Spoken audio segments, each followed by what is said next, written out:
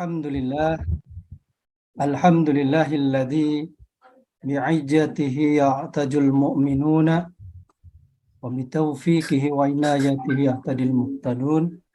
Asyhadu an la ilaha illallah wahdahu la syarikalah wa asyhadu anna Muhammadan abduhu wa rasuluh. Allahumma shalli ala sayyidina Muhammad wa ala alihi wa sahbihi ajma'in, amma ba'd. Pertama-tama marilah kita panjatkan puja dan puji syukur kita kehadirat Allah Subhanahu wa Ta'ala atas limpahan serta karunia-Nya. Kita alhamdulillah pada malam hari ini masih diberi kesempatan dan disempatkan oleh Allah Subhanahu wa Ta'ala atas limpahan serta karunia-Nya yang diberikan kepada kita semua. Yang mudah-mudahan kita juga terus diberikan keistiqomahan atas amanah yang diberikan oleh Allah, yaitu beberapa nikmat-nikmat yang telah diberikan kepada kita. Tiada lain kita hamba yang termasuk hamba yang selalu bersyukur kapanpun dan dimanapun di saat apapun. Salawat serta salam marilah kita haturkan kepada junjungan alam kita, Nabi besar Muhammad sallallahu alaihi wasallam, kepada keluarganya, kepada para sahabatnya, kepada para tabi'in sehingga kepada kita selaku umatnya. Mudah-mudahan kita selalu istiqomah mengikuti jejak langkahnya. Amin amin ya rabbal alamin. Baik Bapak, Ibu, para hadirin semuanya, yang saya hormati Bapak Joni selaku Ketua UPJ Basnas Telkom, Al-Mukarram Bapak Al-Ustadz Ardiansyah Asri Hussein, ahlan wa sahlan bihudurikum ya Ustadz. Alhamdulillah bihadihil lailah al-mubarakah kita bisa bersilaturahim, berikhtifal di tempat yang mulia ini, walaupun ya dengan keterbatasan virtual ya gitu. Sebenarnya kami mungkin akan lebih senang bertatap muka langsung atau offline, namun keadaan ini yang kita bisa lakukan. Tapi alhamdulillah kita pada malam hari ini kita masih bisa bersilaturahim. Terima kasih juga kepada seluruh jajaran pengurus UPJ Basnas Telkom yang telah hadir dan juga dari manajemen Telkom.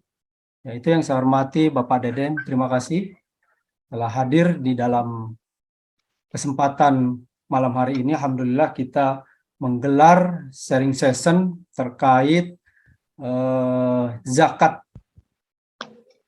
Sebagaimana yang disampaikan dalam pepatah bahwa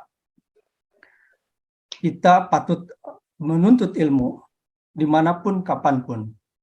Maka kita dianjurkan oleh agama, utlubul ilma minal mahdi ilal lahdi. Maka tuntutlah ilmu sejak kita di dalam kandungan badan sampai kita kembali kepada liang lahat. Mudah-mudahan kita juga pada malam hari ini diberikan oleh guru kita, oleh ustadz kita, untuk diberikan ilmu-ilmu tentang perzakatan. Mudah-mudahan dapat manfaat yang begitu luar biasa karena kita mendapatkan amanah selaku pengelola zakat di lingkungan Telkom atau diamanahi oleh manajemen Telkom untuk mengelola dan mengumpulkan zakat serta mendistribusikannya kepada yang berhak. Untuk mempersingkat waktu, marilah kita untuk lebih barokah kita buka dalam acara ini dengan membaca Al-Fatihah. A'udzubillahi minasyaitonirrajim. Bismillahirrahmanirrahim. Alhamdulillahirabbil alamin. Arrahmanirrahim. Maliki yaumiddin. Iyyaka na'budu wa iyyaka nasta'in. Ihdinas siratal mustaqim. Siratal ladzina an'amta 'alaihim ghairil maghdubi 'alaihim waladdallin. Amin. Baik, Ibu Bapak sekalian, untuk mempersingkat waktu agar tidak terlalu malam karena ada beberapa mungkin waktu yang tersita. Terima kasih kepada semuanya. Kita memasuki kepada acara yang pertama, yaitu adalah pembukaan tadi sudah, yang kedua masuk kepada sambutan, yaitu silahkan kepada Pak Ketua, Pak Joni Purwantoro untuk memberikan sambutannya. Dipersilakan. Baik, Bismillahirrahmanirrahim. Assalamualaikum warahmatullahi wabarakatuh. Waalaikumsalam warahmatullahi wabarakatuh. Alhamdulillah, nahmaduhu wa nasta'inuhu wa nastaghfiruh wa na'udzu billahi min shururi anfusina wa min sayyiati a'malina. May yahdihillahu fala mudilla lahu wa may yudlilhu fala hadiya lahu. Asyhadu an la ilaha illallah wahdahu la syarika lahu wa asyhadu anna Muhammadan abduhu wa rasuluhu la nabiyya ba'da. Yang kami hormati Ustadz Ardiansyah LCMA yang telah membersamai kita pada malam hari ini. Alhamdulillah jazakumullah khair kepada Ustadz atas waktunya menyempatkan diri hadir bersama kita. Kemudian yang kedua, pejuang zakat Telkomers yang hadir pada malam hari ini, dan juga dari perwakilan manajemen ya dari Telkom, ada Pak Deden, sekaligus juga pengurus UPZ Pasas Telkom. Alhamdulillah, puji syukur kita panjatkan kepada Allah SWT. Kita semuanya bisa bertemu ya, bertatap muka walaupun memang masih dalam suasana online begini, yang insya Allah ini adalah dalam rangka kita mengokohkan amanah kita selaku UPZ Pasas Telkom yang telah diamanahkan kepada kami semua. Yang salah satu acara ataupun agenda kita, salah satunya adalah upgrade skill, Ustaz. Salah satunya adalah kita ingin menyamakan persepsi gitu ya seluruh pejuang zakat Telkomers ya, dari Tirek 1 sampai Tirek 7, yang alhamdulillah Ustaz untuk UPZ Pasas Telkom sudah kita susun kepengurusannya ini dari Sumatera ya, sampai ke dari Tirek 1 sampai Tirek 7, jadi dari Sabang sampai Merauke gitu ya istilahnya, dari cabang yang ada Telkom regional 1 sampai 7, dan pada malam hari juga ada yang hadir dari Surabaya, ada yang hadir juga dari Kalimantan, alhamdulillah. Itu semua adalah rencana tahapan-tahapan kita ya untuk menyamakan persepsi dan mengupgrade skill kita terkait pemahaman tentang zakat di antara para pejuang zakat Telkomers. Yang insya Allah dalam kesempatan Desember ini kita ada pertemuan selama 3 kali pertemuan ya, insya Allah setiap hari Rabu. Dan Ustaz senantiasa di kesehatan, Allah SWT sudah bisa bersamai kita. Kemudian di akhir Desember ini juga alhamdulillah rekan-rekan semua sudah kita beberapa program sudah kita jalankan ya, alhamdulillah. Rekan-rekan sekalian semuanya terima kasih atas sumbangsih dan kerja cerdas kita semuanya, yang mana kita untuk 2022 ini kita sudah berhasil ya mengumpulkan anggaran untuk zakat ini sejumlah 1,5 miliar sekitar ya, dan juga untuk pendistribusian juga kita sudah kawal. Insya Allah di bulan Desember ini ada beberapa yang masih progres, dan insya Allah mudah-mudahan di tahun depan 2023 kita canangkan ataupun kita targetkan kira-kira sekitar 9 sampai 10 miliar setahun ya. Mudah-mudahan dengan itu semua kita rencanakan untuk 2022 ini di akhir tahun ini kita akan mengagendakan Rakornas yang insya Allah mudah-mudahan ada tahap 1, tahap 2 secara online, dan tahap 3-nya nanti kita rencanakan agendakan secara offline, mudah-mudahan bisa diselenggarakan di Bandung ya. Kita undang teman-teman dari Tirek 1 sampai Tirek 7, dan insya Allah nanti informasinya akan kita sampaikan. Mungkin barangkali itu saja pendahuluan ataupun sambutan dari saya. Semoga kita semuanya sehat walafiat dan kita bisa menerima ilmu yang akan disampaikan oleh Ustadz Ardiansyah LCMA ini dengan sebaik-baiknya. Demikian Kang Henda, teman-teman sekalian. Assalamualaikum warahmatullahi wabarakatuh. Waalaikumsalam warahmatullahi wabarakatuh. Terima kasih Pak Joni atas paparannya dan sambutannya. Mudah-mudahan mendapatkan keberkahan untuk kita semua. Amin. Baik, selanjutnya ini adalah acara yang kita tunggu-tunggu, yaitu adalah pengisian materi kita ya, sharing session yang akan disampaikan oleh Al-Mukarram Al-Ustadz Ardiansyah. Dipersilakan, tafadhol Ustadz. A'udzubillahi minasyaitonirrajim. Bismillahirrahmanirrahim. Alhamdulillahirabbil alamin wa kafa wassalatu wassalam ala nabiyil mustafa. Asyhadu an la ilaha illallah wahdahu la syarikalah wa asyhadu anna Muhammadan abduhu wa rasuluhu la nabiyya ba'da. Allahumma shalli wa sallim wa an'im wa akrim ala hadzal nabiyil karim Muhammadin sallallahu alaihi wasallam wa ala alihi wa sahbihi ajmain. Hadirin hadirat Bapak Ibu yang dimuliakan Allah, Assalamualaikum warahmatullahi wabarakatuh. Waalaikumsalam warahmatullahi wabarakatuh. Alhamdulillah wa syukurulillah wa la hawla wa la quwata illa billahil aliyil azim. Pak Joni beserta Bapak-Bapak sekalian, Alhamdulillah pada malam hari ini saya diberikan kesempatan untuk bersilaturahim dengan Bapak sekalian dalam tema sharing session ya, berkaitan dengan zakat.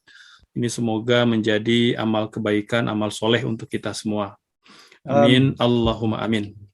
Hadirin Bapak Ibu sekalian, karena kita bagi dalam 3 sesi atau 3 pertemuan ya, maka secara umum kita petakan pada malam hari ini kita akan membahas masalah yang normatif sifatnya ya, dari mulai definisi, kemudian dasar kewajiban zakat ya, kemudian hikmah, fungsi ya, beserta dengan konsekuensi-konsekuensi yang perlu kita sampaikan, perlu kita edukasi kepada masyarakat, membangun kesadaran untuk berzakat gitu ya, karena Bapak sekalian, bicara tentang zakat dia juga tidak lepas dari bagaimana membangun kesadaran ya, karena masih banyak masyarakat kita itu yang belum sadar zakat gitu ya, masih memandang zakat itu ya bagi yang mau saja gitu ya, masih memandang zakat itu semampunya saja ya, padahal banyak yang sudah masuk kriteria mampu, tapi kemudian merasa diri tidak mampu membayar zakat gitu. Nah, termasuk nanti kita akan juga uraikan objek-objek zakat apa saja, termasuk persyaratan siapakah yang wajib membayar zakat, siapa yang belum wajib gitu. Nah, ini fokus kita pada pertemuan yang pertama ya. Fokus pada pertemuan yang kedua, nanti kita akan membahas tentang tentang sasaran ya, atau siapa yang akan kita distribusikan zakatnya ya. Nah, termasuk nanti juga berkaitan dengan dinamika yang terjadi di kalangan para ulama ketika mendefinisikan ya setiap para mustahik zakat ya, definisi fakir miskin gitu ya. Kemudian definisi amil ya, kemudian juga definisi orang yang berhutang, fisabilillah dan hal-hal yang berkaitan dengan itu. Nah, poin yang ketiga atau sesi yang ketiga, kita akan banyak membahas nanti soal bagaimana tema-tema kontemporer seputar zakat gitu ya.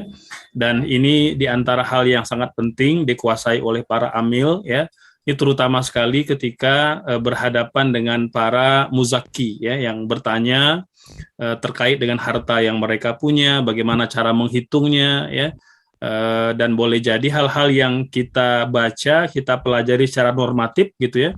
Nah, itu boleh jadi nanti akan sangat dinamis sekali ketika berhadapan dengan banyak pertanyaan di masyarakat gitu ya. Termasuk ketika berbicara nanti tentang perhiasan, tentang harta yang berupa hutang atau piutang gitu ya. Nah, ini juga perlu kita dudukkan persoalannya agar Bapak Ibu sekalian tidak gagap gitu ya ketika berhadapan dengan para muzaki, karena bagaimanapun ya sebagai seorang amil ya, atau sebagai para pejuang zakat ya, kita harus memahami ya terutama hal-hal yang berkaitan dengan isu-isu fundamental dalam zakat gitu ya, karena sudah banyak sebenarnya fatwa-fatwa dan arahan para ulama untuk menjadi panduan kita, baik lokal ya, yang representasikan oleh Majelis Ulama Indonesia maupun komisi-komisi fatwa ulama dunia gitu, sehingga sebenarnya kita tidak perlu lagi berkerut kening sebenarnya berhadapan dengan tema-tema atau pertanyaan, karena sebenarnya sudah banyak yang dijawab gitu ya oleh MUI ataupun oleh komisi fatwa ulama dunia berkaitan dengan zakat. Jadi tidak perlu kita mencari fatwa baru gitu ya. Jadi bagaimana kita merujuk kepada fatwa-fatwa yang sudah ada. Baik, Bapak Ibu sekalian, saya mulai ya, ini mungkin hal-hal yang agak normatif ya, tapi saya harap ini menjadi penguat untuk kita semua ya, berkaitan dengan definisi, dasar dan fungsi zakat, kemudian objek dan sasaran zakat ya, kemudian sistem pembayaran zakat dan etika wajib zakat gitu. Baik, saya mulai dulu dengan makna zakat gitu ya. Nah, ini penting terutama ketika mengedukasi para muzaki gitu ya. Dan nanti slide ini juga mungkin bisa menambah bahan amunisi Bapak Ibu sekalian ketika mengedukasi para muzaki atau calon muzaki ya, baik itu di lingkungan Telkom atau masyarakat umum gitu. Yang pertama, zakat itu bermakna an-nama ya, an-nama dengan hamzah artinya ada pertumbuhan ya, ada pertumbuhan pada zakat. Yang kedua, zakat juga bermakna al-barokah gitu. Ini di antara makna yang cukup kental pada zakat. Jadi kalau bicara zakat ya berkah gitu ya. Yang ketiga, zakat juga bermakna az-ziyadah, tambahan atau kelebihan. Makanya Nabi pernah bersabda, "Ma naqasa malun min shadaqah." Ya, tidak ada harta yang berkurang karena sedekah atau karena zakat. Yang ada adalah bertambah gitu. Yang keempat, zakat juga bermakna as-shalah ya. Nah, ini berartinya sesuatu yang baik, sesuatu yang bersih gitu. Kemudian yang kelima, at-taharah, suci ya. Ini seperti mana yang diuraikan oleh para ulama dalam banyak kamus ya, di antara adalah dalam kamus Mu'jam al-Wasit ya. Ini di antara kamus pertengahan lah gitu ya, yang biasa dipakai oleh para ulama ketika mendefinisikan makna-makna dalam agama Islam. Yang berikutnya, Bapak Ibu sekalian, kalau secara terminologi, maka zakat artinya kewajiban atas harta untuk atau kewajiban atas sejumlah harta tertentu untuk kelompok tertentu dalam waktu tertentu. Jadi ada 3 kata kunci. Kalau disebut zakat, maka dia harta yang tertentu. Tidak semua harta wajib zakat. Ada yang kita miliki tidak wajib zakat gitu.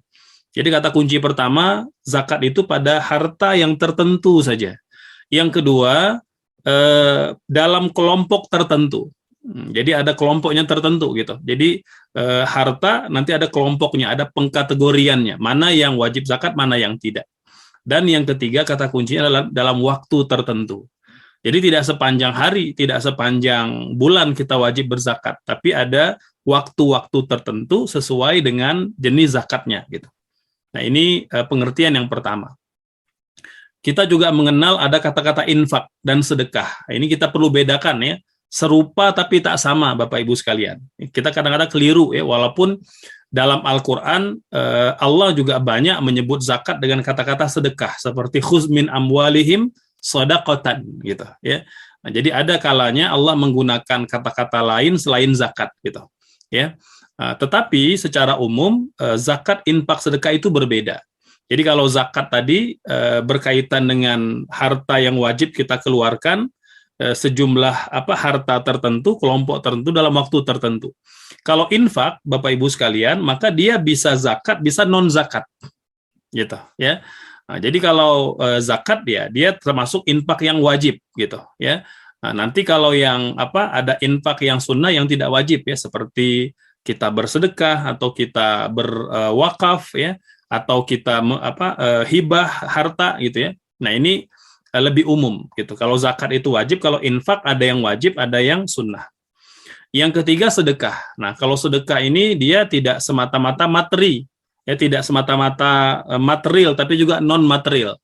Makanya kita sering mendengar saya sedekah ilmu, sedekah tenaga, sedekah pikiran gitu. Karena sedekah lebih umum dibanding infak. Kalau infak baik dia wajib atau tidak wajib, maka tetap dia harta. Tapi kalau sedekah ini bisa berupa material, bisa berupa non material. Nah, ini beda antara zakat, infak, sedekah gitu ya.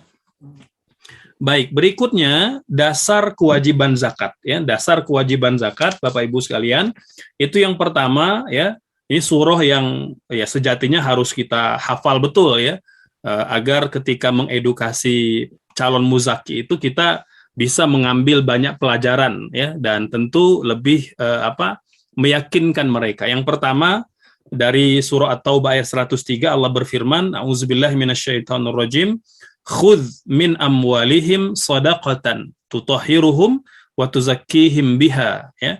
ambillah harta ya dari dari harta mereka, ambillah zakat dari harta mereka, shadaqatan tutahhiruhum, ya, untuk membersihkan harta mereka.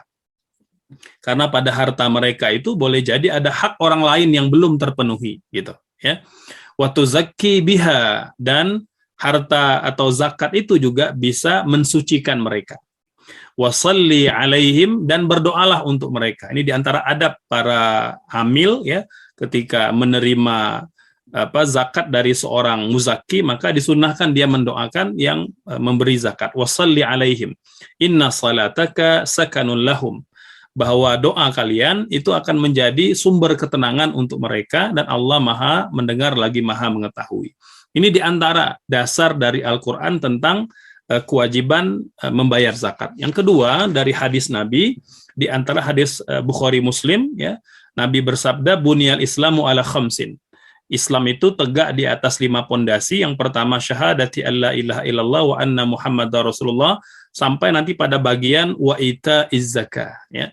Jadi di antara pondasi Islam itu adalah membayar zakat, gitu. Nah, ini Bapak Ibu sekalian dasar normatif dari ibadah zakat, ya, baik dari Quran maupun as-sunnah. Dan juga ijma. Nah, ijma artinya konsensus, kesepakatan para ulama sejak masa sahabat, bahkan insya Allah sampai hari kiamat, tentang wajibnya zakat, gitu. Bahkan dulu ketika Nabi wafat, ya, kemudian Abu Bakar menjadi khalifah yang pertama, itu muncul gerakan orang yang tidak mau bayar zakat. Muncul nabi palsu, atau ada muncul orang-orang munafik yang tidak mau zakat. Maka mereka berkirim surat itu kepada Abu Bakar. Wahai Abu Bakar, bahwa kami tetap beriman, kami tetap muslim, namun kami menyatakan bahwa kami tetap sholat, tetap berpuasa, tapi kami tidak menolak membayar zakat, gitu. Karena zakat yang kami pahami itu hanya kepada Rasul saja. Maka Rasul wafat, maka sudah hilang kewajiban zakat, gitu. Ada lagi yang mengatakan bahwa ketika kami memberi zakat, maka ada yang mendoakan, ya. Dulu yang mendoakan kami adalah Rasul. Nah, sekarang Rasul sudah meninggal, maka tidak lagi ada yang bisa mendoakan kami, gitu. Nah, ini muncul fenomena tidak mau bayar zakat, gitu, ya. Abu Bakar langsung, ya, ini dia yang biasanya selalu lembut, ya, kemudian bersabar, itu ketika menghadapi gerakan orang yang tidak mau bayar zakat, itu beliau marah luar biasa. Ya, kata beliau langsung mempersiapkan pasukan besar, gitu, ya, untuk memerangi mereka yang tidak mau bayar zakat, gitu. Abu Bakar awalnya juga Umar, ya, itu awalnya juga mengkritik sikap Abu Bakar, gitu. Atuqatil man qala la ilaha illallah, apakah engkau akan memerangi orang-orang yang berkata la ilaha illallah? Padahal Nabi bersabda, kata Umar. Jadi Umar pun ketika mengkritik Abu Bakar pakai dalil juga. Kata Umar, atuqatil, ya, man qala la ilaha illallah, apakah engkau akan membunuh orang yang berkata la ilaha illallah? Dan Nabi telah bersabda, ya, man qala la ilaha illallah asamu minni dima'ahum wa amwalahum, ya. Jadi barang siapa yang mengucapkan 2 kalimat syahadat, maka terpelihara jiwa dan harta mereka. Bagaimana mungkin kau akan memeranginya? Abu Bakar tetap mengatakan, uqatil man farraqa baina as-salahi wa zakah. Saya akan perangi mereka yang membedakan antara kewajiban sholat dengan kewajiban zakat, gitu. Nah, ini Bapak Ibu sekalian, penting, ya, untuk kita ingatkan kepada umat Islam bahwa, ya, zakat itu sebuah kewajiban yang tidak hilang sampai hari kiamat. Baik, ada 4 hal, ya, di antara hikmah terbesar, kata Syekh Wahbah Zuhaili, ini salah seorang ulama terkemuka dunia bermadzhab Syafi'i, tetapi juga mengajarkan fikih perbandingan mazhab. Yang pertama, kata beliau, tasunul mal wa tuhsinuhu min tatulli al-a'yun wa imtidadi aidil athimin wal mujrimin. Yang pertama, menjaga harta, memproteksi harta kita, Bapak Ibu sekalian, ya. Bahkan Nabi secara khusus itu pernah bersabda pada hadis At-Tabrani. Apa kata Nabi? Hassinu amwalakum bizzakah, ya. Jadi pelihara harta kalian itu dengan membayar zakat. Wadawu maradakum bisadaqah, dan obati orang yang sakit di antara kalian dengan bersedekah. Ya, wa'iddu lil bala ad-du'a, dan hindarilah bala itu dengan berdoa kepada Allah Subhanahu wa taala. Jadi yang pertama menjaga harta. Yang kedua, aunun lil fuqara wal muhtajin, sebagai bantuan dan sikap prihatin kita kepada fakir miskin dan orang yang tidak mampu. Ya, Bapak Ibu sekalian, prihatin dan kepedulian ini salah satu nilai penting dalam agama Islam. Maka jangan sampai umat Islam itu hilang kepedulian, ya, tidak care gitu, tidak prihatin, ya, tidak simpati dengan kondisi orang-orang yang tidak mampu di sekitar mereka gitu. Padahal kata Nabi, simpati, empati itu di antara karakter yang harus menonjol pada diri setiap muslim. Nah, ini poin kedua. Poin ketiga adalah wa tutahhir an-nafsa min da'isyuhi wal bukhli, ya, membersihkan diri, ya, tazkiyatun nafs dari apa? Sikap bakhil dan kikir. Sikap bakhil dan kikir ini kan karakter asli manusia. Ya, dalam banyak ayat, dalam banyak hadis Nabi mengatakan begitu. Sifat kikir bakhil ini karakter asli manusia. Nah, kita berharap kikir bakhil ini bisa hilang itu dengan membayar zakat gitu. Yang keempat, ya, ungkapan rasa syukur kita kepada Allah Subhanahu wa taala. Ya, wujibat syukran li ni'matil mal, ya. Kita membayar zakat itu dalam rangka mengucapkan syukur kita kepada Allah Subhanahu wa taala, ya. Atas nikmat itu kan pertama bil lisan, ungkapan syukur itu kan dengan lisan, alhamdulillah wa syukrulillah, itu dengan lisan. Nah, namun yang kedua, bagaimana agar seluruh potensi kebaikan yang Allah berikan kepada kita, baik umur, kesehatan, harta, itu kita berikan dalam rangka mensyukuri nikmat Allah Subhanahu wa taala, ya. Seperti mana yang Allah firmankan dalam Al-Qur'an, la in syakartum la azidannakum wa la in kafartum inna adzabi lasyadid. Ya, kalau kalian bersyukur, aku akan tambah nikmatku, dan apabila kalian kufur, maka azabku teramat pedih gitu. Kemudian berikutnya fungsi zakat. Nah, ini juga penguatan sebenarnya, ya, fungsi zakat Bapak Ibu sekalian, ada fungsi ibadah, ya, ada fungsi sosial, ada fungsi ekonomi. Gitu. Jadi pemerataan dan pemberdayaan. Nah, ini nilai penting yang kita juga perlu tanamkan nih pada calon muzaki, bahwa dengan membayar zakat maka kita tengah melakukan pemerataan dan pemberdayaan gitu. Yang keempat, ya, fungsi pembentukan karakter dan mental, ya. Jadi kalau kita di kantor, di instansi, di sebuah lembaga, baik itu pemerintah atau swasta, kan kita ada semacam karakter-karakter yang ingin kita bangun, ya, pada karyawan atau pada staf-staf kita. Maka zakat juga punya target untuk itu. Bagaimana melahirkan sikap dermawan, ikhlas, peduli, disiplin, ya, tidak cinta dunia, ya, kemudian mulia dan lain-lain gitu. Nah, ini terkait dengan fungsi zakat. Berikutnya tentang syariat zakat. Nah, ini mungkin sedikit wawasan gitu, ya. Yang pertama, bahwa zakat merupakan rukun Islam. Dikatakan rukun, Bapak sekalian, artinya dia bagian yang tidak boleh dipisahkan dari agama. Ya, jadi kalau satu aja tidak terpenuhi, maka batal keislamannya. Sama kita bicara rukun sholat, rukun berwudu, ya, rukun tayamum, ya, rukun mandi junub gitu, ya. Nah, itu rukun, ya. Rukun itu adalah juz'un an syai'i gitu, ya. Jadi sesuatu yang menjadi bagian dari dalam suatu perkara. Tidak sah atau tidak sempurna ibadah itu melainkan dengan rukun. Ini yang pertama, ya. Yang kedua, zakat itu mulai diwajibkan pada tahun kedua Hijriyah, ya. Jadi setelah 2 tahun Nabi berada di Madinah, ini diwajibkan zakat setelah turunnya kewajiban puasa Ramadan dan kewajiban zakat fitrah. Jadi berturut-turut itu. Jadi turun dulu kewajiban puasa, kemudian zakat fitrah, dilanjut dengan kewajiban zakat harta gitu. Kemudian yang ketiga, zakat itu wajib, ya, fardu ain, wajib individu. Dia bukan kolektif. Dia wajib setiap individu muslim dan muslimah. Nah, ini penting, ya. Jadi zakat itu tidak hanya untuk laki-laki. Perempuan pun jika punya harta, apakah dia single atau sudah berkeluarga, sudah bersuami, cukup syaratnya maka dia wajib bayar zakat. Jadi tidak ada istilah hanya suami yang bayar zakat, istri nggak bayar zakat. Nah, ini banyak Bapak Ibu sekalian. Itu terjadi di Indonesia, gitu, ya. Jadi saya pernah nanya, itu pernah bikin kuis gitu ya, ketemu dengan beberapa komunitas, ibu sudah bayar zakat? Oh, saya tidak bayar zakat, Ustaz. Sudah dibayar suami.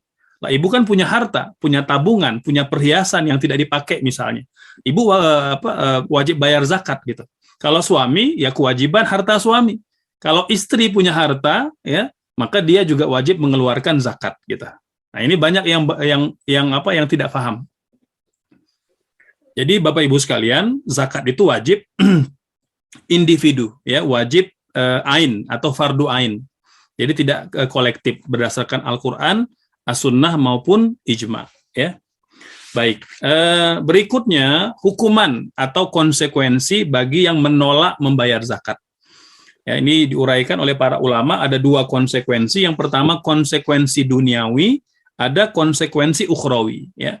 Kalau konsekuensi duniawi, ya kalau sudah tegak kekhalifahan, ya, atau tegak sebuah pemerintahan yang menjalankan syariat, ya, maka ada konsekuensi duniawi, ya, seperti diberi teguran, ya, dinasehati, sampai nanti diberi hukuman, ya. Pada masa Khulafa ar-Rasyidin itu ada beberapa bentuk hukuman, dari mulai berupa dipenjara gitu ya, atau dicambuk gitu ya, bahkan sampai diperangi gitu. Nah, ini sesuai dengan tingkat persoalan yang dihadapi. Kalau pada masa Abu Bakar itu diperangi karena mereka ini menolak bayar zakat, kemudian mengkampanyekan untuk menghilangkan kewajiban zakat. Ini bahaya.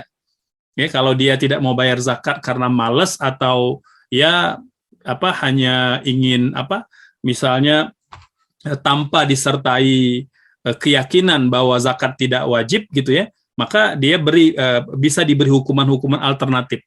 Tapi kalau disertai dengan keyakinan bahwa zakat tidak wajib, apalagi dikampanyekan, nah ini bahaya gitu ya. Nah, makanya pada masa Abu Bakar itu diperangi mereka, ya, diperangi. Ini konsekuensi duniawi. Kalau konsekuensi ukhrawi sudah jelas, dosa, ya. Dosa, Bapak Ibu sekalian, dan banyak sekali hadis-hadis yang menjelaskan kepada kita tentang ancaman-ancaman, ya, bagi mereka yang tidak mau membayar zakat gitu ya.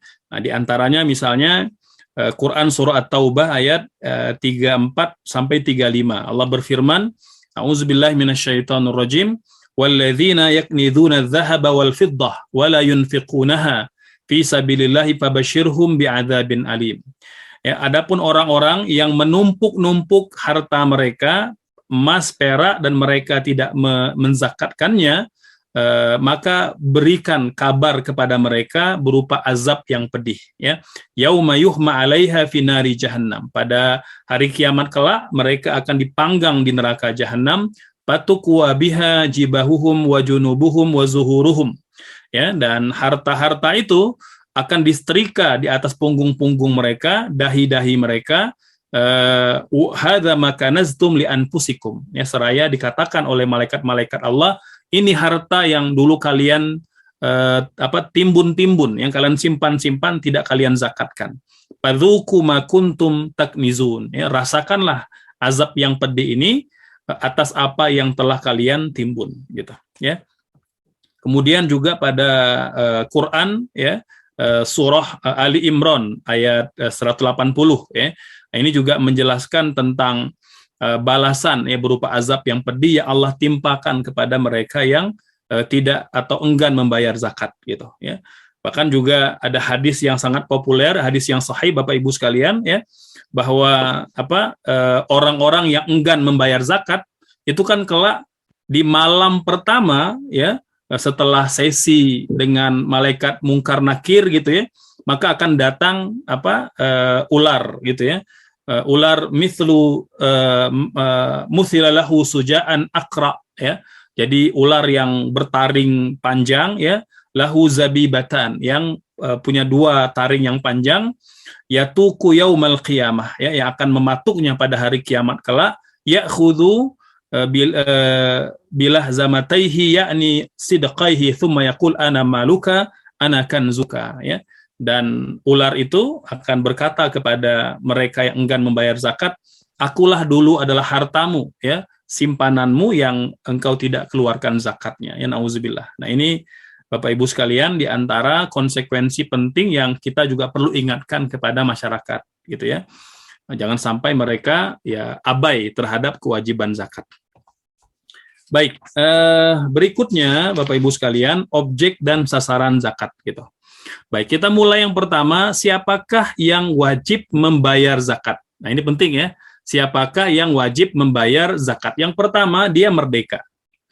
Al-hurriyah ya, dulu pada masa Nabi ya atau selepas Nabi wafat ya, beberapa waktu sebelum nanti dihapus perbudakan ya, itu masih ada hamba atau budak ya. Maka mereka tidak wajib bayar zakat.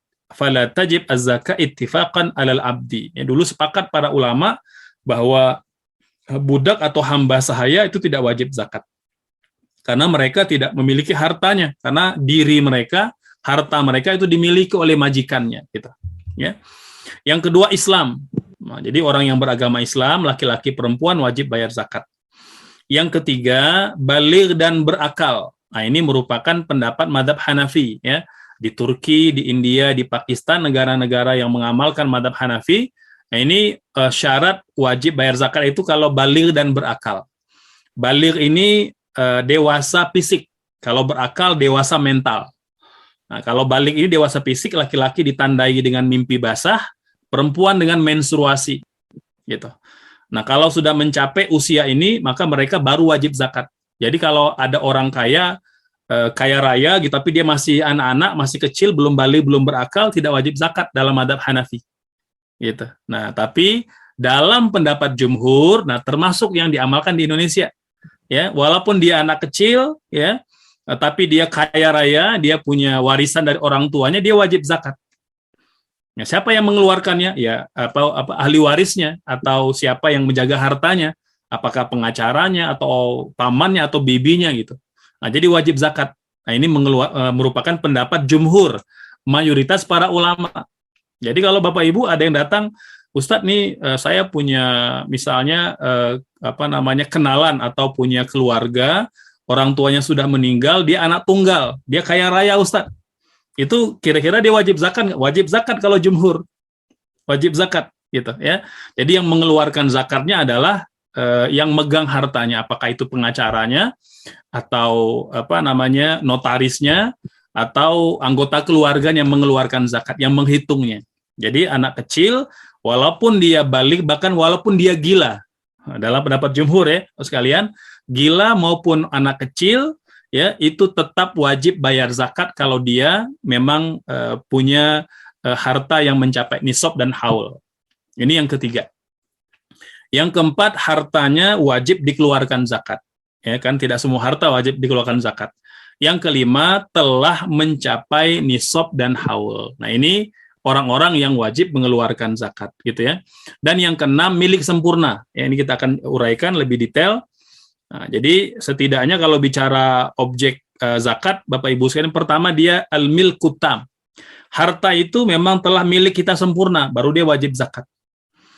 Ustadz, kalau misalnya saya beli saya beli rumah itu masih kredit misalnya, ya, itu kira-kira sudah wajib zakat belum wajib karena dia belum milku tam. Dia belum milku tam, gitu, ya. Jadi harta itu harus milik kita sempurna, baru dia wajib zakat. Gitu ya. Yang kedua, dia berkembang. Nah, jadi kalau harta itu kita punya untuk keperluan kita, maka dia nggak wajib zakat. Gitu ya. Ustadz, saya punya rumah, saya tempati bersama istri dan anak-anak, wajib zakat nggak? Ya nggak wajib zakat, karena dia tidak dikembangkan. Nah, tapi kalau Bapak Ibu punya rumah kedua, rumah ketiga gitu ya, diinvestasikan atau disewakan atau dikontrakan, wajib zakat. Ustadz, saya punya rumah 2, satu saya pakai, satu lagi dipakai anak-anak, wajib zakat? Nggak wajib zakat. Karena selama dia ditempati, tidak dikembangkan, tidak dikomersilkan, nggak wajib zakat. Nah, jadi jangan juga karena semangat pengen ngumpul zakat gitu ya. Nah, kita kadangkala tidak paham gitu. Nah, jadi Bapak Ibu saya itu harta yang wajib zakat itu kalau dikembangkan. Kalau dia tidak dikembangkan, maka dia tidak wajib zakat gitu. Nah, sama nanti dalam bab ini misalnya kalau dia punya tanah, ya tanah di kota gitu ya. Kan tanah di kota ini kan walaupun dia tidak dikembangkan, tapi kalau dia didiemin aja, itu tetap naik nilainya. Nah, kalau dia punya uang untuk bayar zakat, dia wajib bayar zakat tanah itu. Nah, tapi kalau tanahnya di kampung, walaupun 1 hektar kan, tapi kan nilainya kan relatif tidak naik gitu. Dan kalau dia memang tidak punya uang untuk bayar zakatnya, maka tidak wajib zakat. Nah, ini kita perlu arif betul, Bapak Ibu sekalian, ya. Perlu arif betul beberapa kasus berkaitan dengan aset harta, berkembang atau tidak. Gitu. Yang ketiga, cukup nisab. Nah, nanti kita akan bahas ya soal nisab harta dari mulai perhiasan, tabungan, ya, kemudian perkebunan dan lain-lain gitu. Jadi harus mencapai nisab. Kalau belum mencapai nisab, dia tidak wajib zakat. Gitu. Yang keempat, lebih dari kebutuhan pokok. Nah, ini merupakan pendapat jumhur ulama. Gitu ya. Artinya memang Allah tidak zalim terhadap orang-orang beriman, terhadap muslim. Kalau memang dia punya pendapatan tapi selalu habis, ya tidak wajib zakat. Habis dalam arti untuk kebutuhan pokok ya. Dari mulai sandang, pangan, papan, akomodasi, obat-obatan, pendidikan. Kalau habis semua gitu ya, habis gajinya atau habis penghasilannya, maka dia tidak wajib zakat. Gitu ya. Karena zakat itu Bapak Ibu sekalian diwajibkan kalau dia surplus dari kebutuhan pokok kita. Ini yang dasarnya. Nah, walaupun nanti kalau Dr. Yusuf Al-Qaradawi mengatakan ya kalau kalau untuk melatih jiwa mengeluarkan zakat maka ya kita keluarkan bruto saja, tidak nunggu neto gitu ya. Yang penting kita masih bisa bertahan lah atau masih bisa survive dengan pendapatan yang segitu gitu ya. Nah, jadi kalau ya masih tersisa tapi ya artinya mungkin cukup-cukup gitu ya, jadi tidak sampai kekurangan. Tapi kalau memang habis sama sekali untuk kebutuhan pokok ya, maka tidak wajib zakat. Gitu. Yang kelima, bebas dari hutang. Nah, ini hutang yang jatuh tempo ya, Bapak Ibu. Jadi tidak termasuk hutang yang belum jatuh tempo. Ustadz, ini ada keluarga dia punya cicilan rumah ke bank gitu ya. Waktunya masih 5 tahun, wajib zakat. Karena dia belum jatuh tempo. Dia hanya mengurangi atau mengambil biaya untuk membayar cicilan bulan itu aja. Selebihnya dihitung zakat. Jadi termasuk yang mengurangi zakat itu adalah setoran cicilan bulanan gitu. Tapi kalau yang belum jatuh tempo 5 tahun, 10 tahun, 15 tahun itu belum dikurangi zakat gitu ya. Selanjutnya yang keenam, berlalu 1 tahun. Nah, ini umumnya, Bapak Ibu sekalian, umumnya kalau kita bicara harta wajib zakat, dia harus lewat setahun ada haul. Haul itu bahasa Arab artinya setahun. Jadi haulun, itu setahun artinya. Ya. Nah, jadi haulanil haul artinya telah berlalu setahun. Itu ada harta yang memang umumnya dibayar ya di akhir tahun. Boleh nggak Ustaz dimajukan atau dibayar lebih awal? Boleh. Jumhur Bapak Ibu sekalian mengatakan selama mencapai nisab maka zakat boleh dipercepat. Boleh dipercepat. Ini pendapat jumhur ya, pendapat mayoritas para ulama. Hanya Imam Malik saja yang melarangnya. Kata Imam Malik nggak boleh. Nah, jadi makanya di Madinah ya, di Mekah Madinah itu kan yang bermadzhab Maliki, ini termasuk yang menang Piala Dunia ya Maroko ya yang bermadzhab Maliki juga begitu. Nah, ini termasuk yang mengatakan bahwa tidak boleh zakat dikeluarkan sebelum haul gitu. Jadi harus haul dulu, harus tahun dulu. Maka rata-rata mereka bayarnya di akhir tahun atau di Ramadan. Nah, kan kalau kita enggak, kadang kita majukan karena memang pendapat jumhur mayoritas para ulama mengatakan zakat boleh dibayar sebelum haul. Nah, gitu ya. Mungkin ini karena lagi ada keluarga yang butuh dana gitu ya. Dia memang masuk kategori asnaf tadi, kita ingin ngasih bantuan berupa zakat aja. Tapi kita masih 6 bulan lagi haulnya, boleh dibayar lebih awal. Nah, jadi nanti tinggal dihitung aja kira-kira nyampe 6 bulan berikutnya itu kira-kira berapa kadar zakat yang perlu saya keluarkan. Nah, itu dihitung, diasumsikan aja, diprediksikan aja kira-kira berapa nominal sehingga kita tahu dapat berapa persentase yang perlu kita keluarkan. Ya. Baik, berikutnya sekalian, nah ini ya tadi ya. Artinya kapan kita membayar zakat? Yang pertama, ulama sepakat apabila telah mencapai nisab dan haul segera keluarkan zakatnya, jangan ditunda. Ya, jadi kalau kita harta itu sudah mencapai nisab, ya, kadar minimal harta wajib zakat ya misal 85 gram emas gitu ya. Sampai itu kemudian cukup haul, maka segera dibayarkan, segera ditunaikan zakatnya. Jangan ditunda. Ya. Yang kedua, boleh dipercepat sebelum haul, ini merupakan pendapat jumhur atau mayoritas para ulama. Nah, pendapat yang kedua tidak boleh dipercepat.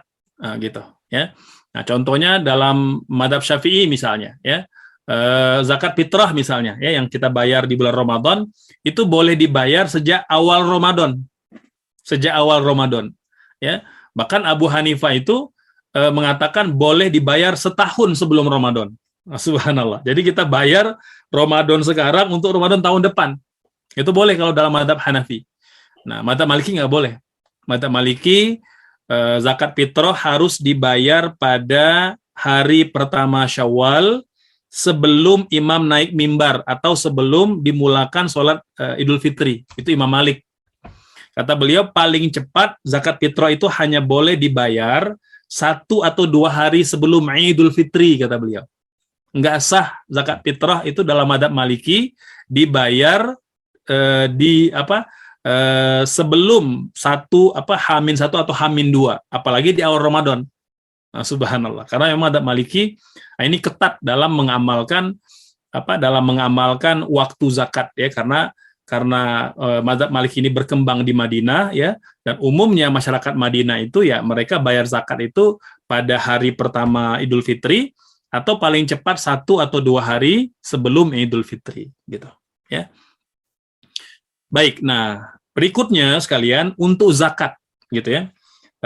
Ini kita sampai jam berapa Pak Joni untuk penyampaian biar nggak kebablasan ini, biar nanti ada ruang juga untuk diskusi. Kurang sedikit lagi. Berapa? Oh iya, baik. Gitu ya. Baik, mungkin sampai jam 9 ya. Ya, baik.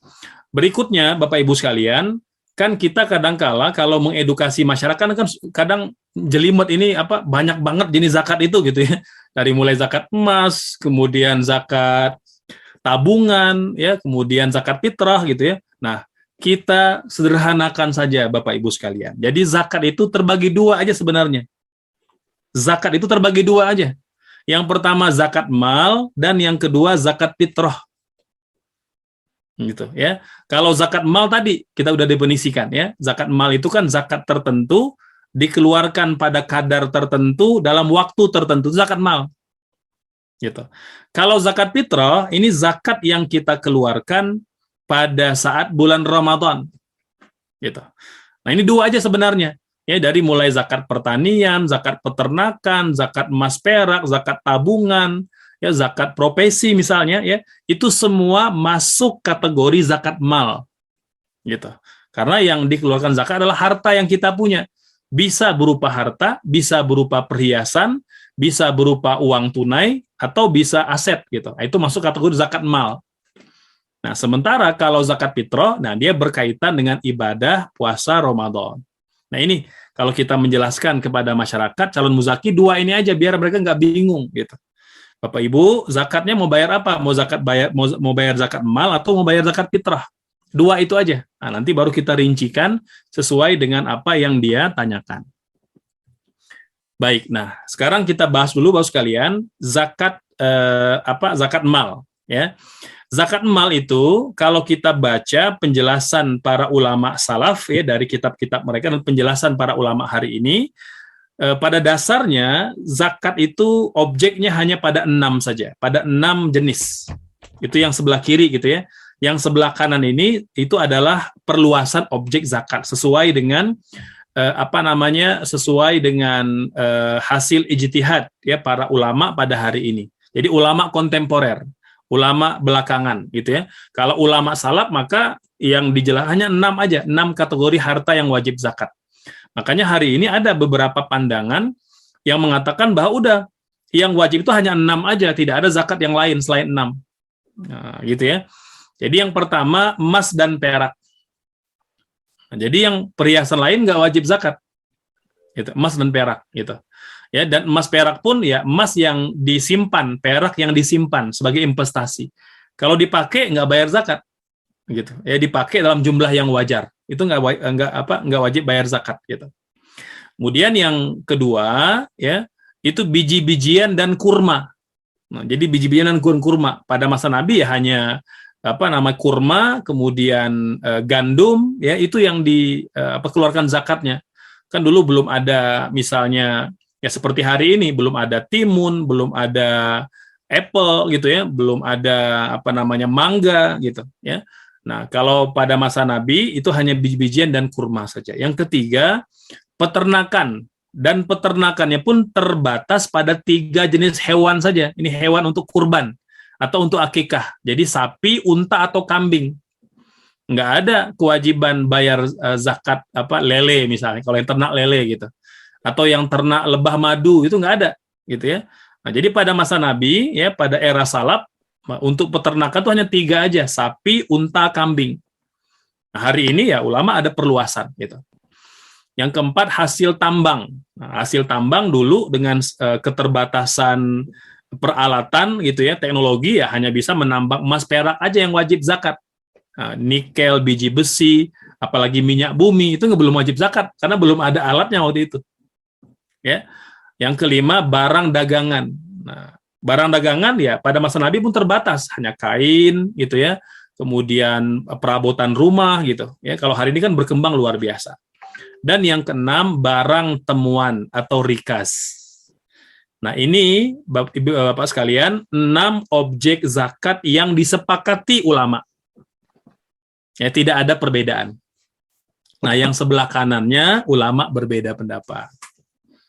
Sebagian mengatakan wajib zakat, sebagian tidak. Ini dinamika karena memang ya perkembangan ya ilmu, pengetahuan, teknologi dan tradisi di masyarakat. Yang pertama uang kertas atau uang koin gitu ya. Kalau sekarang ada uang digital gitu ya. Nah, kalau pada masa Nabi emas perak ya sebagai alat tukar gitu. Hari ini ya uang jadi alat tukar gitu. Makanya kalau MUI memfatwakan uang kita baik di Indonesia maupun uang luar negeri yang legal, yang sah penggunaan di negara masing-masing, maka fungsinya sama seperti mata uang. Dia wajib dikeluarkan zakatnya. Nah, jadi untuk uang, Bapak Ibu sudah ada fatwanya. Seluruh komisi fatwa dunia mengatakan uang sama dengan alat tukar, bernilai, dan dia wajib zakat. MUI mewajibkan, Lajnah Daimah Komisi Fatwa Saudi mewajibkan, Komisi Fatwa Kuwait mewajibkan, Komisi Fatwa Emirat, Dubai, ya, Komisi Ulama Afrika, Komisi Ulama Eropa itu juga mewajibkan uang untuk dikeluarkan zakatnya kalau mencapai nisab dan mencapai haul. Udah, kalau masalah uang kita nggak usah berdebat lagi, gitu. Ya. Yang kedua, hasil pertanian umum. Wah, ya, hasil pertanian umum ini masih perdebatan. Gitu ya. Kalau di Indonesia MUI mengatakan wajib. Apapun jenis pertaniannya ya, termasuk yang yang di sawah ya, padi ya, itu wajib zakat. Kalau mencapai nisab dan haulnya gitu ya. Nah, ini sebagian mengatakan oh enggak, pertanian itu hanya kurma, gandum yang ada pada masa Nabi aja, termasuk anggur. Selain itu enggak wajib zakat. Nah, tapi pendapat jumhur, mayoritas ulama hari ini mengatakan wajib zakat. Yang penting dia menghasilkan. Yang ketiga, hasil industri. Nah, jadi tidak hanya peternakannya, tapi dari mulai dagingnya, susunya, madunya, kalau dia ada pabriknya, ada perusahaannya gitu ya, ada industrinya, maka dia wajib zakat. Nah, ini kebanyakan ulama dan Komisi Fatwa Ulama Dunia mewajibkan, termasuk MUI. Gitu, ya. Nah, kemudian yang keempat, hasil tambang selain emas perak. Gitu. Jadi biji besi, nikel gitu ya, minyak bumi wajib zakat. Nah, Saudi juga mengeluarkan zakat. Pengusaha-pengusaha minyak ya di negara petrodolar ini wajib zakat. Ya, jadi walaupun di masa Nabi ya hanya emas perak karena mereka tahu ini adalah fatwa ulama ya, jadi mereka juga mengeluarkan zakatnya. Industri perdagangan, industri barang dan jasa ya sama ya. Jadi yang pengacara misalnya gitu ya, yang menjual jasa ya, dari mulai jasa pengiriman ya, kemudian jasa jasa terjemah dan lain-lain gitu ya. Nah, jadi kalau boleh jadi yang dia jual itu bukan barang tapi jasa, maka MUI beserta umumnya Komisi Fatwa Ulama Dunia itu mewajibkan. Ada sebagian yang mengatakan tidak wajib. Selanjutnya investasi surat berharga, ya. Nah, ini sama ya, dari mulai termasuk itu saham gitu ya. Nah, saham ini umumnya kata para ulama kalau dia berupa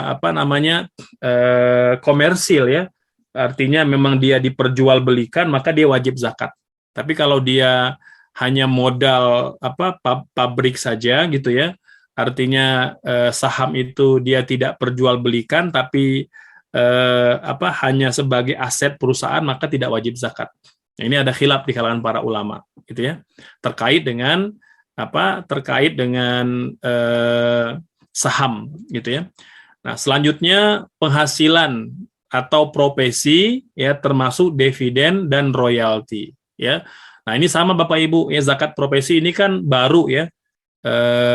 Salah satu produk fatwa ulama dunia ya, yang pertama kali menginisiasi adalah Syekh Dr. Yusuf Al-Qaradawi ya, dalam kitab beliau Fiqh Zakah. Awalnya ditentang oleh banyak para ulama gitu ya. Nah, tapi akhirnya dengan kajian-kajian ya, diskusi-diskusi, seminar-seminar ya, akhirnya ulama menerima. Jadi hampir seluruh komisi fatwa ulama hari ini menerima zakat profesi Bapak Ibu sekalian, termasuk Arab Saudi. Gitu ya, mengatakan wajib zakat profesi karena ya unsur-unsur keadilan juga, karena sangat tidak adil Bapak Ibu sekalian kalau kita bicara zakat profesi tidak wajib sementara ada petani wajib zakat. Kan petani anggap aja dia punya penghasilan 100 juta per kali panen. Nah, dia wajib mengeluarkan misalnya 5% dia keluarkan. 5% berarti sekitar berapa itu ya? Sekitar 5 juta gitu ya. Sementara ada pengacara misalnya, atau ada dosen gitu ya, atau ada tenaga pakar gitu ya. Kalau kita menganggap zakat profesi tidak wajib bayar zakat, mereka punya penghasilan itu bisa 100 juta itu per bulan, setahun bisa 1 miliar gitu ya.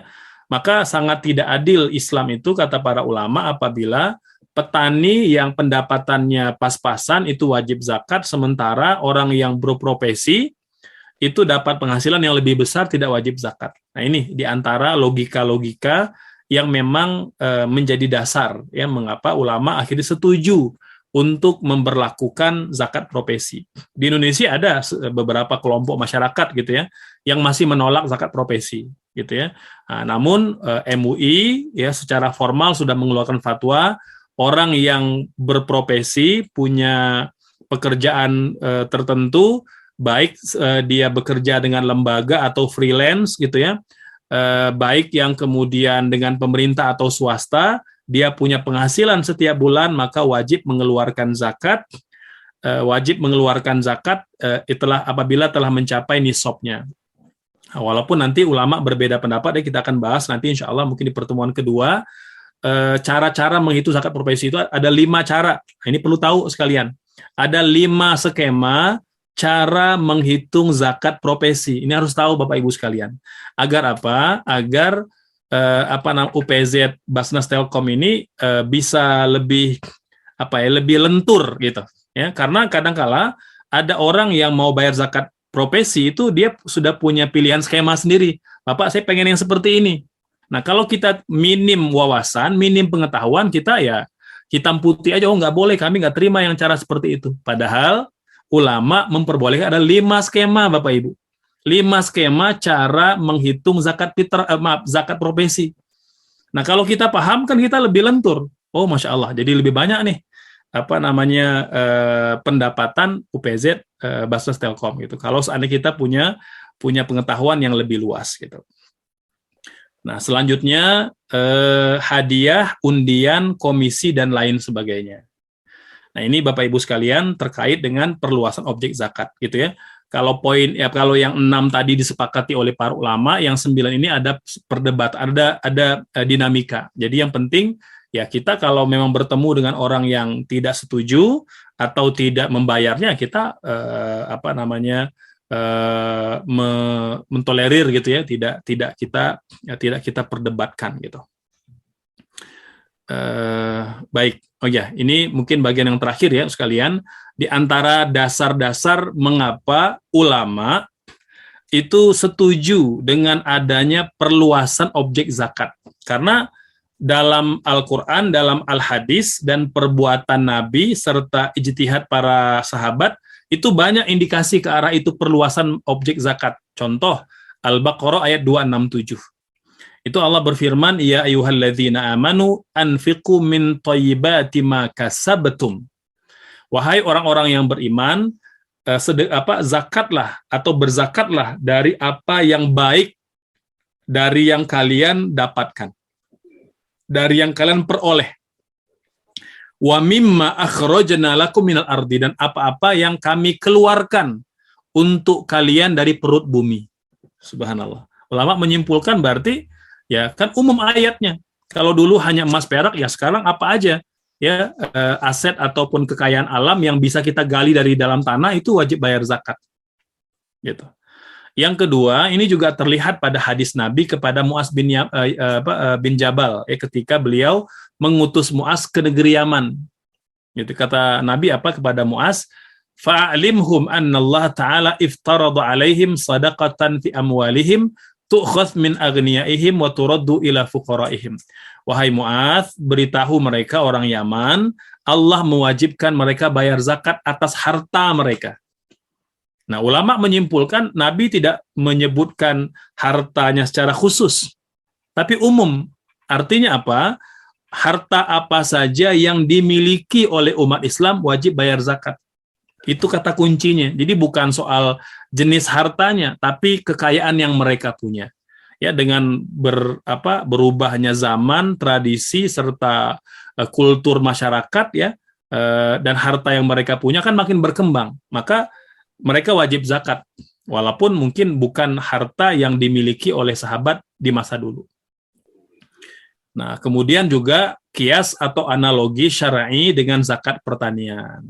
Kan Allah mengatakan wa atu haqqahu yauma hasadih. Keluarkanlah zakat itu ketika kalian memanen hasilnya, gitu ya.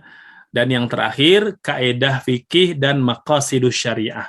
Tujuan-tujuan bersyariat. Kata para ulama bahwa esensi zakat itu bukan soal objek hartanya, tapi esensi mengeluarkan harta agar kita bisa berbagi kepada fakir miskin dan orang-orang yang tidak mampu. Gitu. Baik, Bapak Ibu sekalian, ini mungkin sebagai pengantar dulu ya untuk sesi yang pertama. Mangga kita bisa diskusi kalau ada pertanyaan dan mungkin sharing dari Bapak-Bapak sekalian. Mangga saya kembalikan kepada Kang Hendra. Mangga. Ya. Baik, terima kasih Ustadz. Mungkin kami tidak sendiri untuk menampung pertanyaan. Mungkin ada Kang Rian. Silakan Kang Rian, barangkali untuk ada yang ditanyakan, mohon dipandu. Silakan Kang Rian. Terima kasih. Baik, terima kasih Kang Hendra. Ya, Bapak-bapak, dari pemaparan Bapak Ustadz Ardiansyah sangat menarik dan sangat dalam sekali. Ini baru di pengantar tentang materi tentang zakat. Jadi yang selama ini kita tanya-tanyakan tentang esensi zakat sekaligus dengan dasar-dasarnya telah dikemukakan pada malam hari ini. Mungkin untuk memperdalam lagi tentang apa yang telah disampaikan tadi oleh Bapak Ustadz Ardiansyah, kami persilahkan kepada para pejuang zakat untuk bertanya. Mungkin dalam sesi bertanya, sesi pertama saya batasi dulu untuk 3 orang dulu ya. Kita Ketua sampai jam berapa nih? Biar nggak terlalu malam, sampai jam 9:30 aja, 30 menit lagi. Baik. Ya, baik. Ada waktu 30 menit, berarti silakan langsung aja tiga penanya aja. Bertanya, saya kumpulkan dulu 3 penanya. Pak Ustadz menjawab secara langsung. Baik, silakan. Baik, dan saya Kang Rian, hatur nuhun Kang Rian. Mangga Bapak, silakan Pak. Alhamdulillah, ini menarik sekali tentang zakat nih. Ini tadi kan ada haul Ustadz ya, tadi disinggung ada haul, sementara pada prakteknya kami adalah memotong tiap pendapatan tiap bulan ya, artinya belum mencapai kurun waktu dalam setahun ya.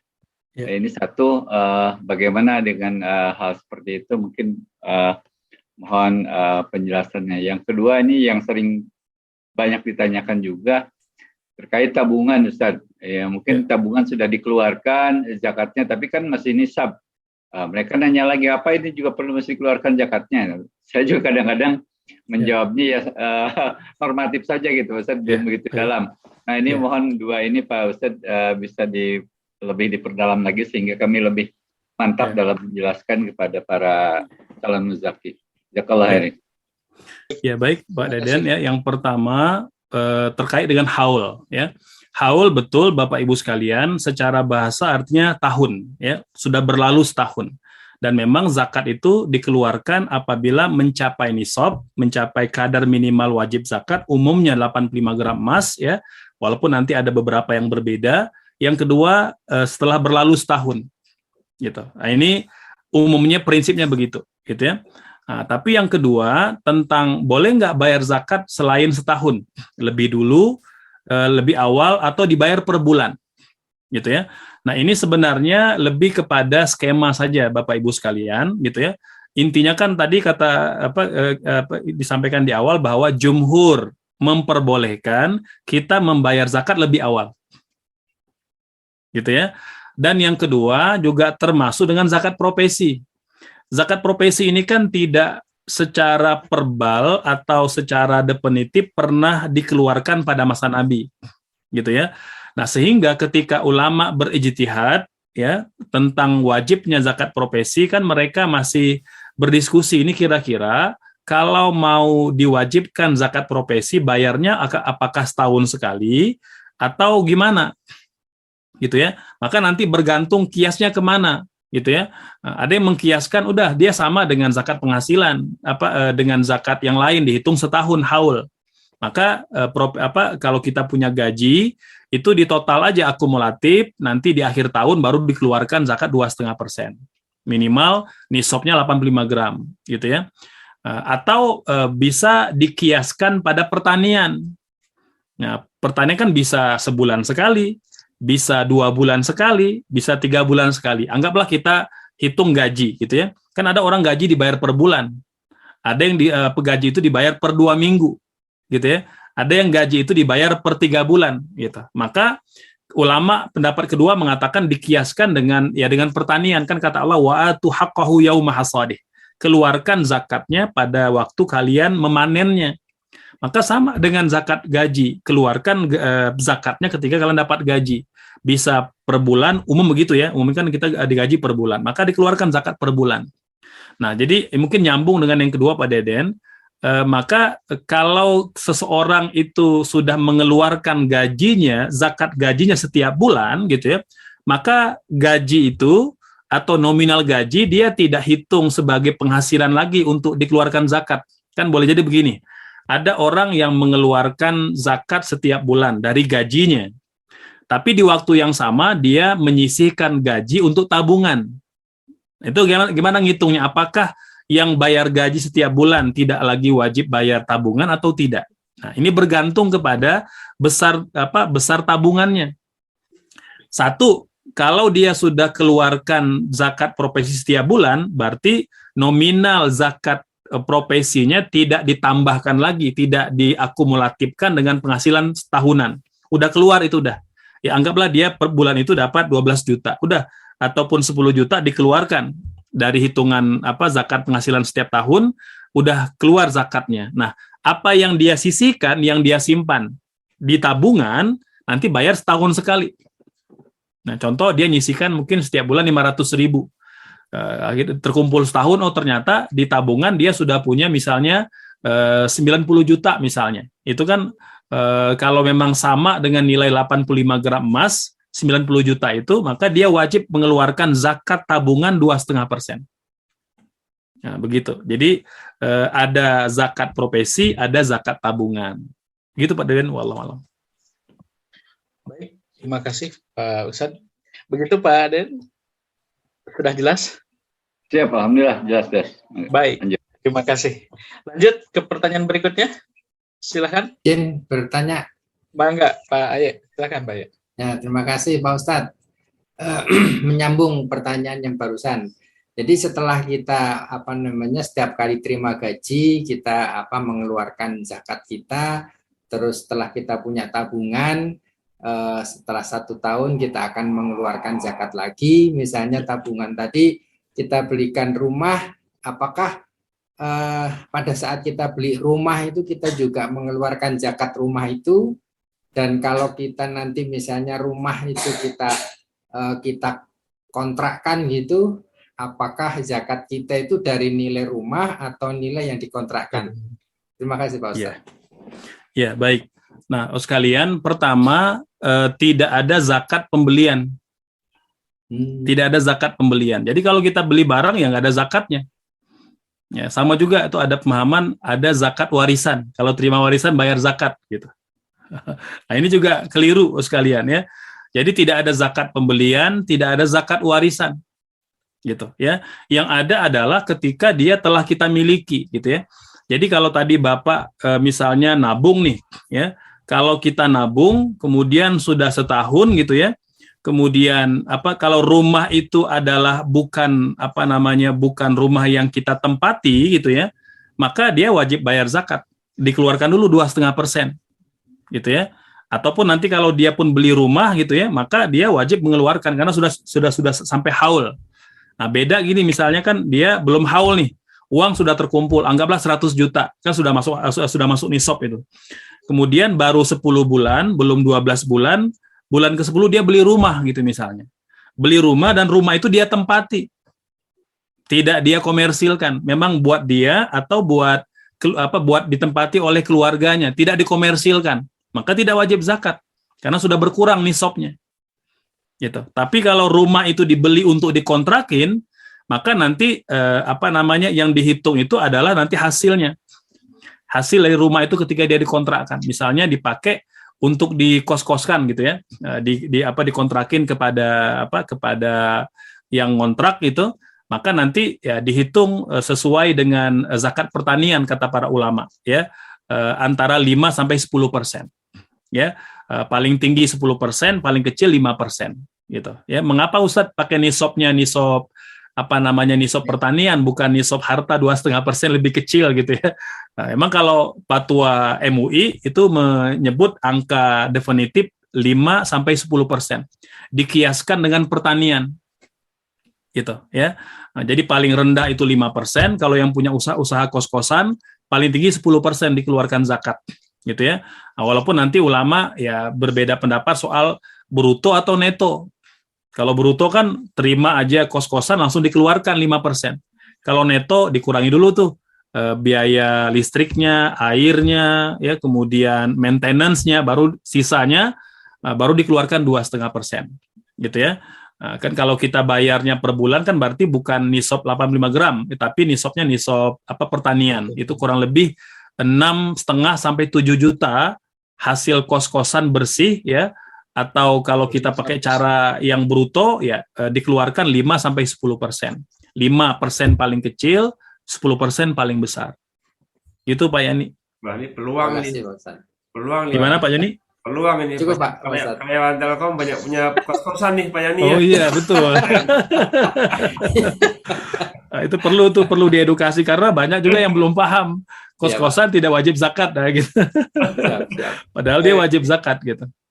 Baik, ya baik, sangat menarik sekali nih Ustaz untuk pembahasannya.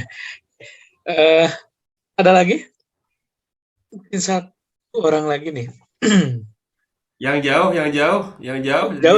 Kalimantan, Kang Aron, Mas Aron, atau dari Surabaya, Pak Sori barangkali.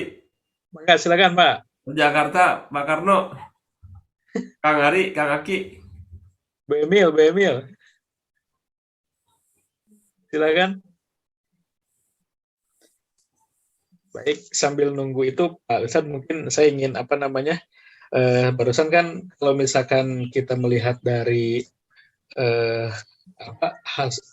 zakat kontrakan dari hasilnya itu dikiaskan misalkan ke pertanian itu, maka zakatnya itu minimal 5 sampai 10%.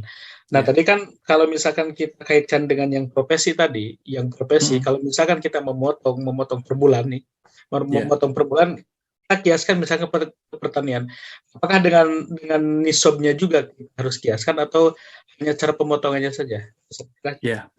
Ya, baik. Jadi memang dalam hal ini zakat profesi itu ulama punya 5 skema, Kang Rian. Ya, punya 5 skema.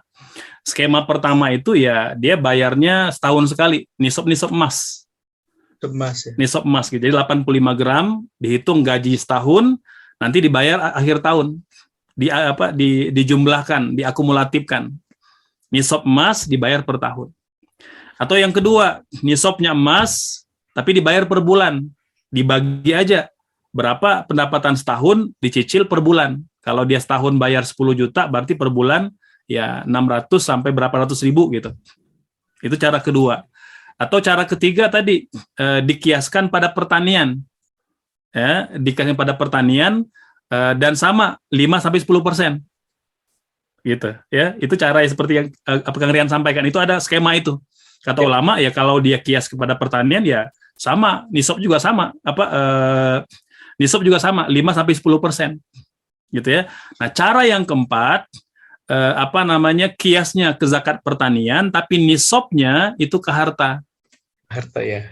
Ya, 2,5% itu. Jadi, nah pendapat yang keempat inilah yang dipakai oleh Majelis Ulama Indonesia karena dianggap paling mudah. Karena dalam hal ini memang ulama mentalfik. Ini kan talfik ini kan pernah dilarang oleh para ulama ya. Artinya dia menggabung-gabungkan pendapat para ulama. Tetapi pada prinsipnya kata ulama, talfik itu diperbolehkan jika memang tujuannya mencari yang mudah. Karena kan kita ya baru mendorong orang mau sadar berzakat aja udah berat gitu. Ditambah nanti kita beri angka yang lebih besar gitu ya. 2,5% banyak yang nggak mau bayar gitu. Nanti kalau dikasih 5% bisa-bisa nggak ada banyak alasannya gitu. Nah, jadi memang Masya Allah banyak hal yang dipertimbangkan oleh para ulama gitu. Maka pendapat yang keempat ini yang banyak dipakai oleh komisi-komisi fatwa ulama dunia termasuk Indonesia. Jadi dikiaskan pada zakat pertanian tapi nisabnya pada zakat harta emas perak itu 2,5%. Gitu ya, Kang Rian. Baik. Terima kasih. Kita sudah dapat pencerahan dan penguatan bagi kita terutama yang ada di Upjat Basnas ya. Kita kan masih ada waktu sekitar 9 menit lagi. Heri mungkin Pak Heri sambil menunggu yang lain. Silakan Pak Ketua. Yang lain ada yang mau menunjukkan tangan atau bertanya enggak nih? Mungkin sambil menunggu. Ustadz, saya ingin bertanya Ustadz nih. Di antara para muzaki ini kan ada juga yang membagi ya, mempresentasikan sekian buat petugas yang berhak, yang dibagi sendiri dan lain sebagainya. Nah, lebih afdal gimana Ustaz? Lebih afdal mana Ustaz? Membagi sendiri ke mustahik atau kita salurkan ke mana misalkan lembaga yang berkompeten Ustaz? Ya. Ya, baik Bapak sekalian, memang kalau kita lihat maslahat mafsadatnya gitu ya.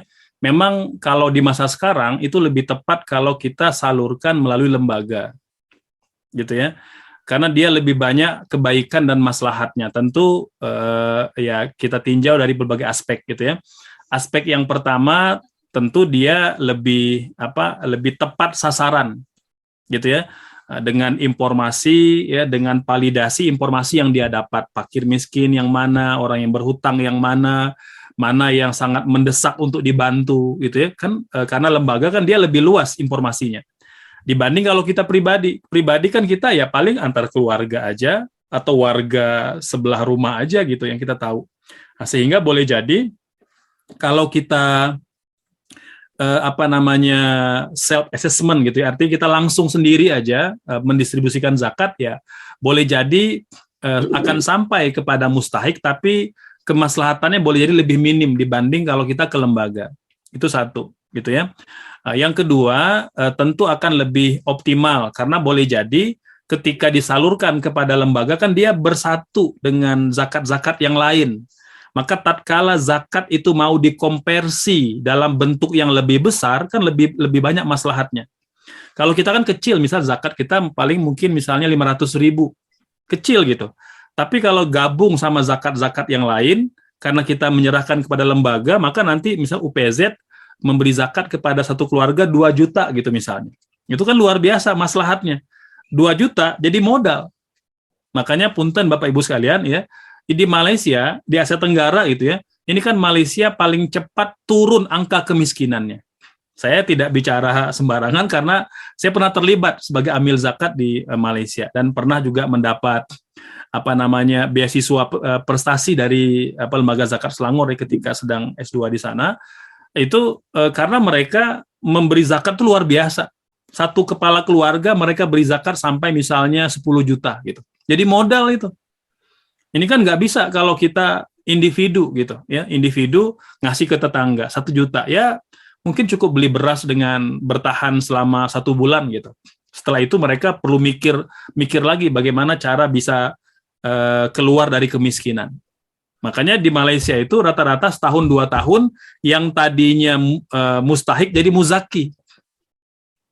Nah kita bisa nggak begitu tuh, mentransformasi para mustahik jadi muzaki. Tantangan itu buat UPZ Bandar Telkom gitu ya. Targetnya di kampung mana misalnya kan kalau sekarang di Cianjur misalnya. Ya, 1 RW itu misalnya tadi semuanya jadi mustahik, nih bagaimana target kita 100 kakak jadi muzaki tahun depan, misalnya, atau 2 tahun depan gitu. Nah, itu kan perlu kadar zakat yang besar agar mereka cukup buat modal gitu.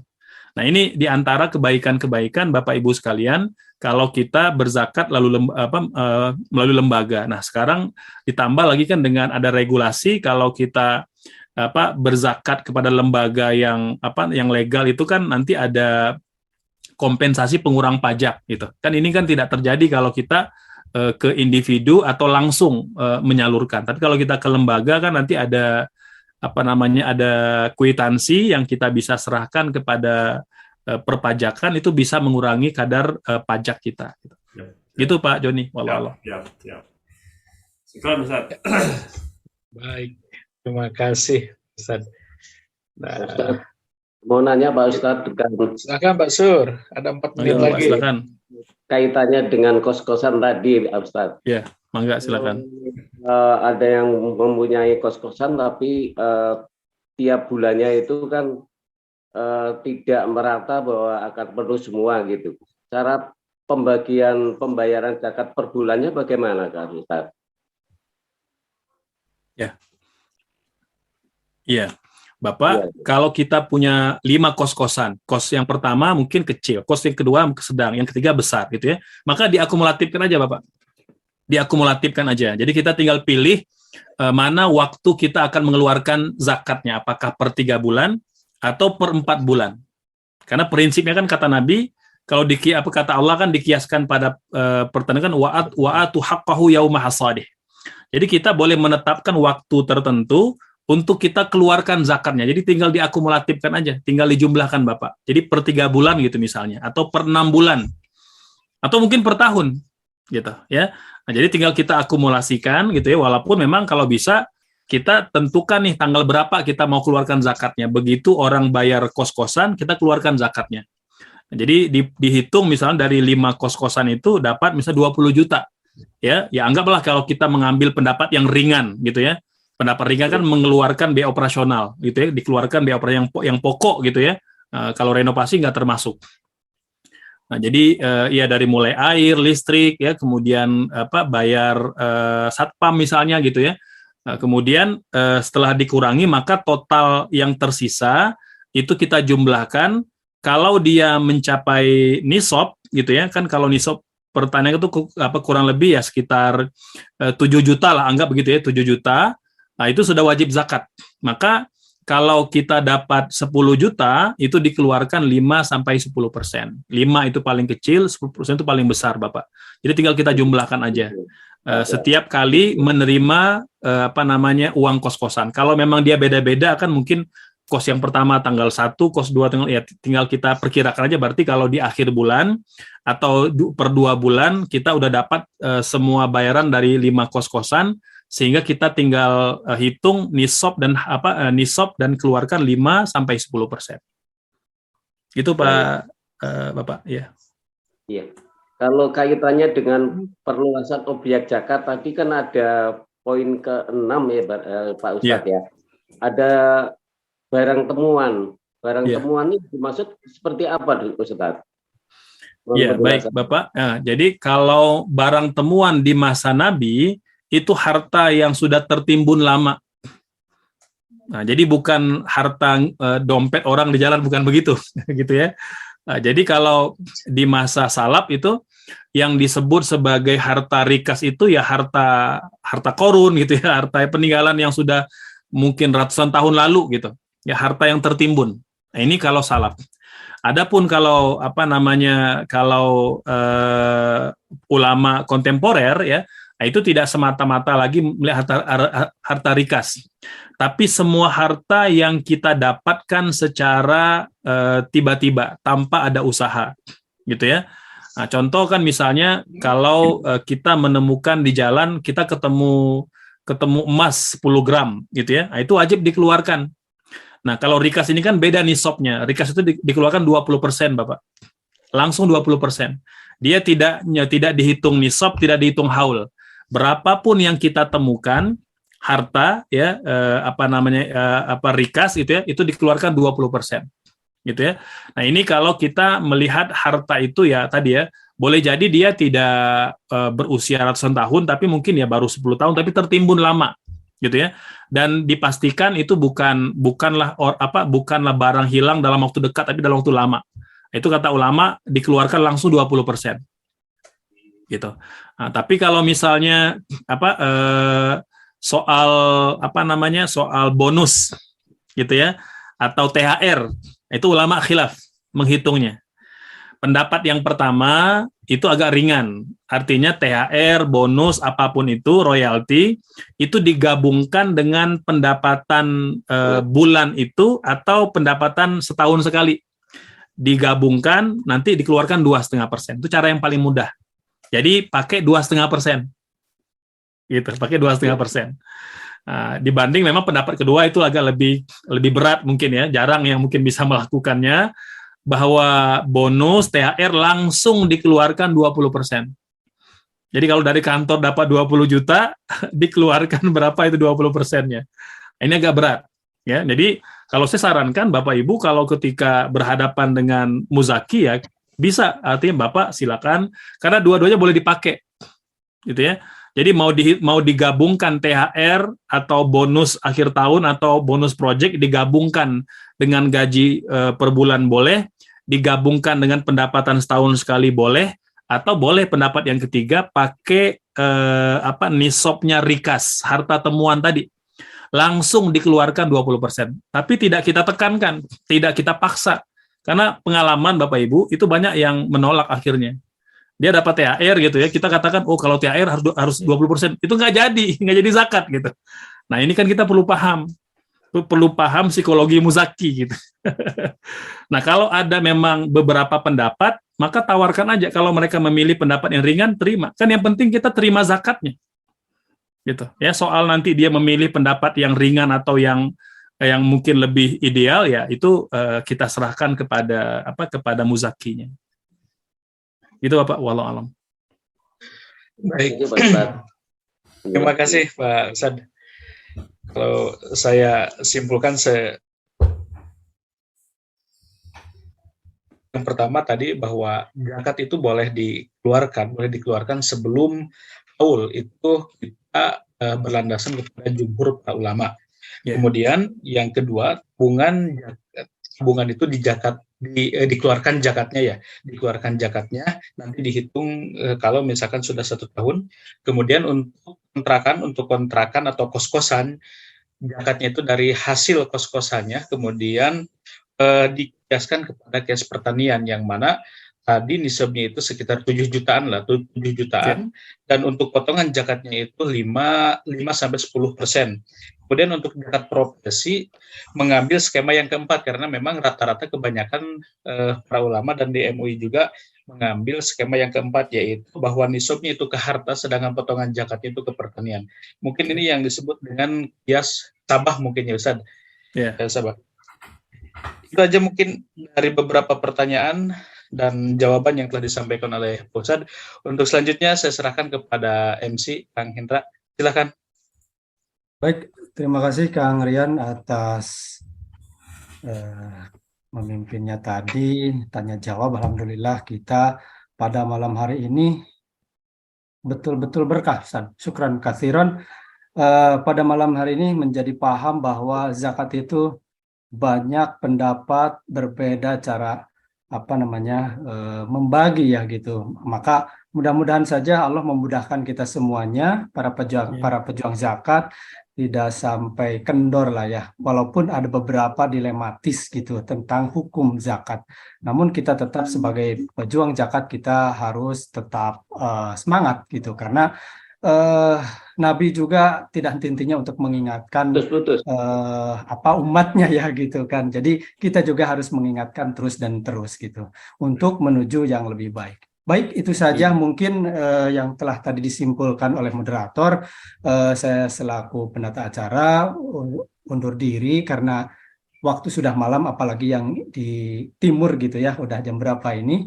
Terima kasih kepada semuanya, kepada para pejuang zakat dan terutama ini kepada narasumber Al Ustadz Ardiansah yang cukup luar biasa. Mungkin akan ada pertemuan lagi yang selanjutnya perlu kita simak dan perlu kita ikuti. Itu saja mungkin Pak Ketua, Pak Bapak semua dan Ibu, mari kita tutup dengan membaca hamdalah. Alhamdulillahirrahmanirrahim. Kita tutup dengan doa. Subhanakallah wa bihamdika. Astaghfiruka wa atubu ilaik. Wassalamualaikum warahmatullahi wabarakatuh. Waalaikumsalam warahmatullahi wabarakatuh. Hatur nuhun Pak Joni, Pak Endra, hatur nuhun semuanya, Pak Sudipat, Pak Yani, hatur nuhun, Kang Rian. Assalamualaikum. Kalian ditunggu pekan depan ya, hari Rabu malam ya, insyaallah. Mudah-mudahan banyak lagi